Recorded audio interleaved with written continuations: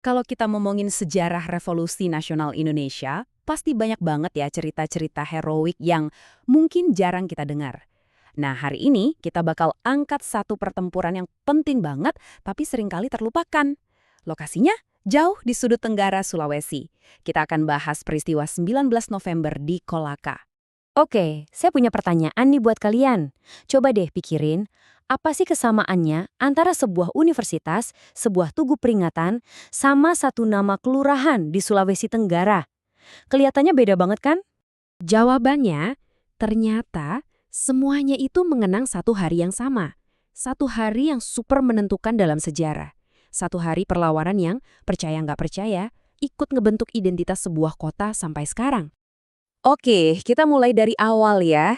Gimana ceritanya berita proklamasi kemerdekaan di Jakarta itu bisa menyulut api revolusi di daerah yang bisa dibilang cukup terpencil kayak Kolaka yang jaraknya itu ribuan kilometer jauhnya? Nah, coba lihat timeline ini. Yang bikin salut itu, seberapa cepat semangat kemerdekaan ini nyebar loh. Cuma dalam sebulan aja, para pemuda di Kolaka udah gerak cepat, ngambil langkah konkret. Mereka nggak cuma dengerin berita doang, tapi langsung bertindak, langsung bikin organisasi perjuangan sendiri. Dan disinilah kita bisa lihat kecerdikan mereka. Jadi, tentara Jepang itu coba melucuti kekuatan para pejuang lokal dengan ngebuang senjata-senjata mereka ke laut. Mikirnya bakal beres kan? Tapi apa yang terjadi? Para pemuda ini dibantu penyelam-penyelam lokal malah nyelam dan ngambilin lagi senjata-senjata itu dari dasar laut. Wah, ini sih bukti nyata akal-akalan dan tekad yang kuat banget di awal-awal revolusi. Tapi, ya gitu, euforia kemerdekaan ini sayangnya nggak berlangsung lama tanpa ada gangguan. Nggak lama kemudian, datanglah kekuatan dari luar, yang pastinya bikin situasi jadi tegang banget sama masyarakat lokal yang baru aja ngerasain gimana rasanya merdeka. Nah, ini dia, pasukan Australia datang bareng Nica. Nica itu semacam pemerintahan sipil Belanda ya. Mereka mendarat di Kendari, dan ini mengubah segalanya. Tujuan mereka udah jelas banget, balikin lagi kekuasaan kolonial Belanda. Jelas ini jadi ancaman langsung buat kedaulatan Republik yang baru aja sumur jagung. Jadi, disinilah kita lihat inti konfliknya.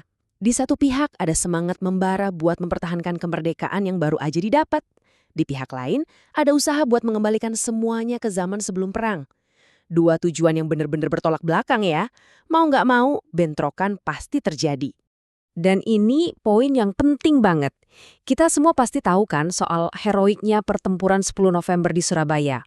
Nah, peristiwa di Kolaka ini kejadiannya cuma 9 hari setelah itu. Ini bukti nyata kalau perjuangan itu nggak cuma di Jawa. Api perlawanan itu nyala di mana-mana, serentak di seluruh Nusantara. Termasuk ya di Kolaka ini. Oke, sekarang kita masuk ke acara utamanya. Gimana ceritanya milisi lokal ini yang persenjataannya terbatas banget, bisa-bisanya merencanakan buat ngadepin pasukan militer profesional yang terlatih? Pemicunya itu gara-gara Nica ngirim konvoi ke daerah Pomalala. Katanya sih mau menjemput mantan tentara kolonial Belanda alias KNIL. Masalahnya adalah banyak dari mantan tentara ini tuh udah berbalik arah, udah gabung sama perjuangan Indonesia. Jadi buat para pejuang Kolaka, tindakan Nica ini udah kayak nginjek-nginjek kedaulatan mereka. Nggak bisa dibiarin. Nah, sebagai respons, para pejuang kita nggak tinggal diam.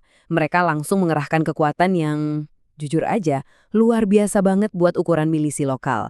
Sekitar 1.000 orang. 1.000 orang dikerahkan buat mencegat konvoi itu. Ini nunjukin kalau perlawanan mereka itu terorganisir dan dapat dukungan penuh dari rakyat. Ini bener-bener kayak cerita David lawan Goliat loh. Coba deh lihat persenjataan mereka. Emang sih ada beberapa senjata api rampasan, tapi sebagian besar tuh senjata tradisional. Kita ngomongin parang, keris, sampai bambu runcing. Ini beneran pertarungan semangat membara melawan teknologi militer.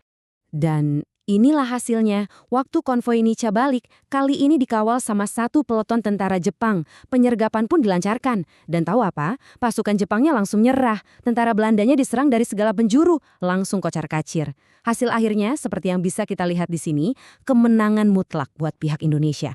Benar-benar pencapaian yang luar biasa buat milisi rakyat. Terus, apa yang terjadi setelah kemenangan yang keren ini? Dan kenapa ya peristiwa ini masih penting banget buat orang-orang di Kolaka sampai hari ini? Kemenangan ini ternyata belum jadi akhir dari segalanya. Walaupun ada perundingan, para pejuang kita tetap siap sedia. Bahkan nih, waktu kota Kolaka akhirnya berhasil direbut Nica di tahun berikutnya, semangat mereka nggak padam. Mereka mundur ke pedesaan dan lanjut berjuang pakai taktik gerilya. Dan disinilah kita kembali ke pertanyaan awal tadi. Beginilah cara ingatan tentang satu hari itu diabadikan, jadi bagian dari denyut nadi kota Kolaka yang modern. Ada Universitas 19 November, ada Kelurahan 19 November, ada juga Tugu 19 November. Semuanya itu untuk mengenang tanggal keramat itu. Ini bukti nyata banget gimana sejarah lokal itu bisa membentuk identitas sebuah tempat. Ini membawa kita ke sebuah renungan terakhir. Peristiwa 19 November di Kolaka ini mungkin nggak sebesar pertempuran-pertempuran lain yang kita baca di buku sejarah nasional. Tapi ini bikin kita jadi mikir ya, kira-kira ada berapa banyak lagi peristiwa 19 November lain di seluruh penjuru Indonesia. Kisah-kisah lokal yang mungkin nggak tercatat, tapi sebenarnya jadi batu bata kecil yang ikut membangun kokohnya fondasi kemerdekaan bangsa kita.